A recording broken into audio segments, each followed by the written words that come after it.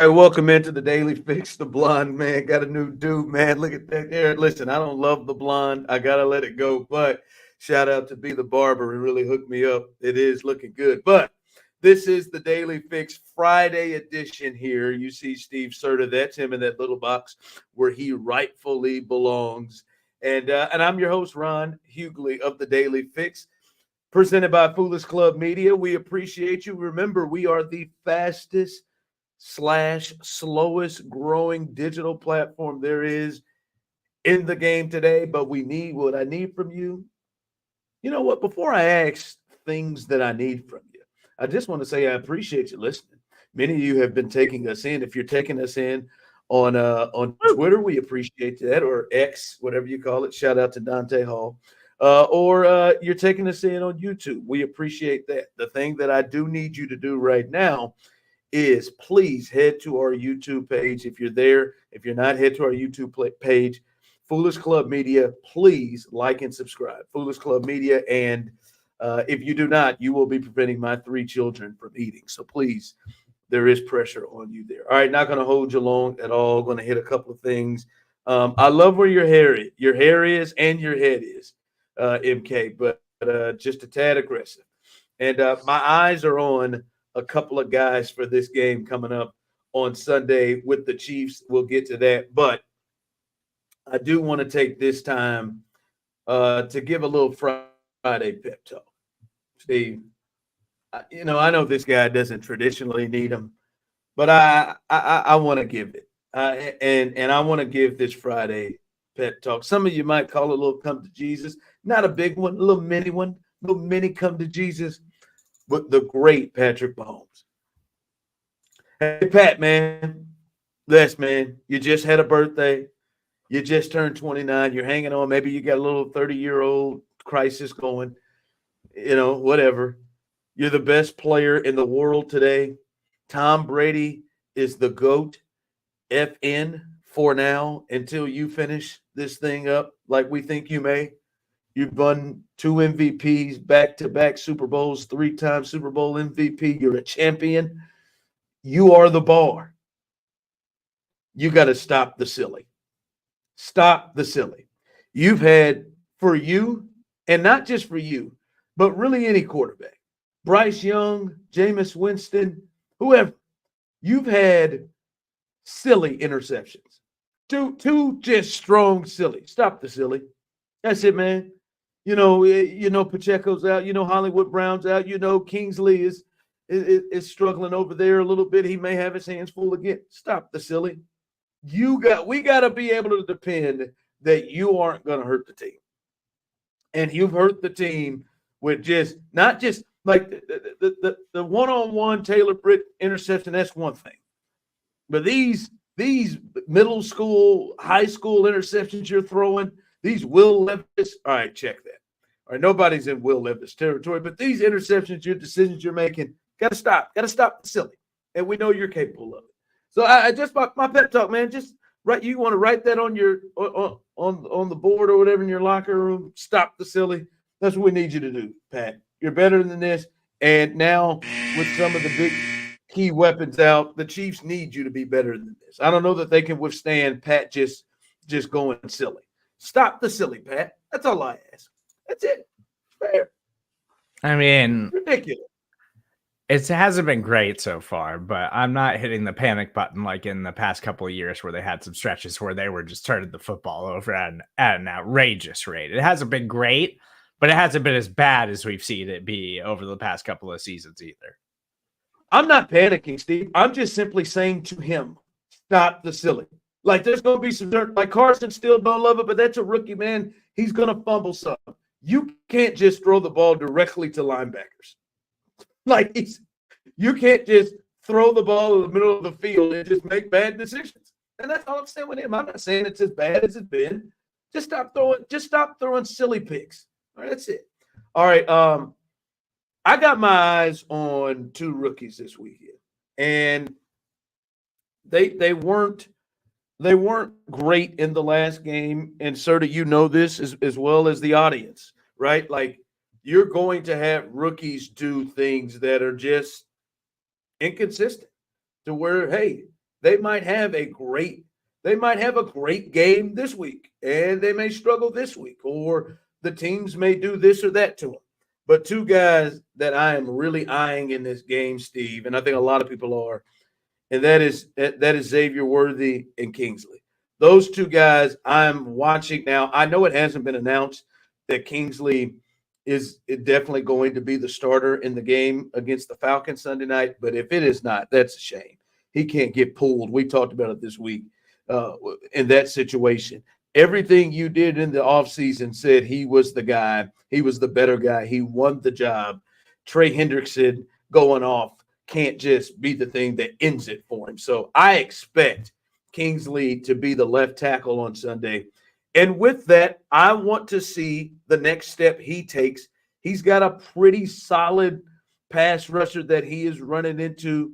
What's my man's name who just got traded from the Patriots? Matthew Judon. Matthew Judon. Matt Judon is a pretty good pass rusher. Has had double-digit sacks multiple years. He always wears that red long undershirt no matter what team he plays for. That's a matchup. Let's see if he takes another step and he gets better, and hopefully his confidence isn't shot or anything. I want to look at that. And then Xavier Worthy, 2 catches, 17 yards, 1 rush, 5 yards. His impact on this game was not nearly what it was in the first game. And let's see where I think the Chiefs will be passing the ball a lot more with the absence of Pacheco. Let's see if Xavier Worthy can have a bounce-back game and have the impact that he had against the Ravens, more so against the Falcons than he had against the Bengals. So those two guys, it's going to be up and down with the rookies, those guys. It's going to be up and down. By the way, I also just want to throw out Wiley, what a magical catch that was. He had to double catch it, and it was a critical 4 yards with the hit he took. Jared, I thought that was special. Don't want to leave that out. Don't want to not acknowledge that catch, your first career catch, because I was right there with you. Jared Wiley, steal of the draft. But I'm just saying those two guys, Steve, that's what I'm paying attention to. Yeah, I mean, I think we talked about it on Show and BK, which is available for you guys now if you want to go check that out. Like to see Jaden Hicks get a little bit more involved for the defense, but it's all about Worthy and Kingsley at this point. And I would be shocked if Kingsley's not the starter on Sunday. I'll be pissed. I mean, I would be upset too, because it's like, yeah, you can't yank him that fast if this is the guy all throughout training camp, day one starter, as you knew he was a raw rookie second round pick. Like, you got to give him an opportunity. And I think Worthy's just going to have some ups and downs, but hopefully he can just get a couple of explosive plays this weekend. And so, and clearly, you know, you can't really go after Andy Reid with his resume if he makes that decision. So the other Andy will have to eat it, and I'll come after Andy Heck. If Kingsley is not the starter coming up on Sunday, it'll be Andy Heck's fault, and I'll be coming after his ass if that's the case. All right, finally, Mel Kiper Jr., gentleman who has had that same hairstyle that you see right there, moved back just a tad on the left side, but it's that same hairstyle for years. He had these comments about, because offensive football these first 2 weeks have been dreadful. I know guys like myself and Serta, it has been hard to watch the Washington Commanders win a game with 7 field goals. It has been hard to watch the Steelers go 2-0 with 1 touchdown scored in the game for the 2 games they played. But this is Mel Kiper talking about his fix. You can't have those safeties closer to the line of scrimmage than they are. I was at games where I'm thinking, hey, too high? They're out in outer space. I couldn't even find us. They're playing with 9 guys, right? Where are the other 2? Oh, the other 2, they're so daggone far back, and even though they're part of the damn play. I'm telling you, we got to change this thing, and we got to have, hey, you can warn them. They come up, hey, guys, you got to get up a little bit, right? You're too far back. Warn those safeties, but you got to figure out, competition committee, somebody, Dano, somebody's got to figure out what that depth is, but it's too far back right now. The NFL is being ruined by these too high safeties. He said it's being ruined. A couple of things there before we get into it, Steve. I don't know that Dan Orlowski knew his nickname was Dano. I don't know. I don't know if he knew that in that moment. Because baby Mel is just spitting bars at this point. He's going. He's just going. I've been there before, Mel. And look, and also Mel didn't know. Like, he was in such a zone. He decided not to cuss and then decided he was going to cuss. He said daggum, which is the replacement of saying damn. And then 3 seconds later, he went ahead and said damn anyway.